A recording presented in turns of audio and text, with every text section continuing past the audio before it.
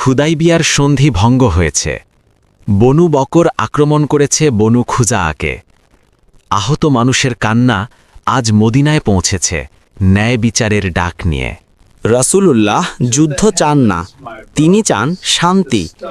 নীরবে তিনি সিদ্ধান্ত নিলেন, রক্তপাত ছাড়াই সত্য প্রতিষ্ঠিত হবে। 10,000 সাহাবী প্রস্তুত, কোনো উল্লাস নেই, কোনো দাম্ভিকতা নেই, আছে শুধু শৃঙ্খলা, আনুগত্য আর আল্লাহর ওপর ভরসা। মরুভূমির পথে এগিয়ে চলে সত্যের বাহিনী। ধুলো ওড়ে, কিন্তু লক্ষ্য পরিষ্কার, মক্কা শান্তির সাথে। রাতের অন্ধকারে জ্বলে ওঠে 10,000 আগুন। শক্তির বার্তা পৌঁছে যায় মক্কায়, কিন্তু তরবারি তোলা হয় না। কুরাইশ নেতা আবু সুফিয়ান দেখলেন এই শক্তি প্রতিশোধের নয়, হৃদয় বদলে যায়। তিনি সত্যকে গ্রহণ করেন।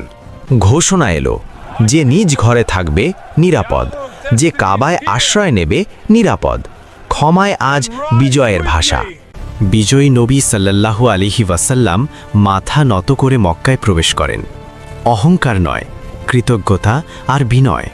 360 মূর্তি ভেঙে পড়ে। ঘোষণা হয়, সত্য এসেছে, মিথ্যা বিলুপ্ত হয়েছে। কাবা ফিরে পায় তাওহীদ। যারা নির্যাতন করেছিল আজ তারাই অপেক্ষায়, প্রতিশোধের আশঙ্কা তাদের চোখে।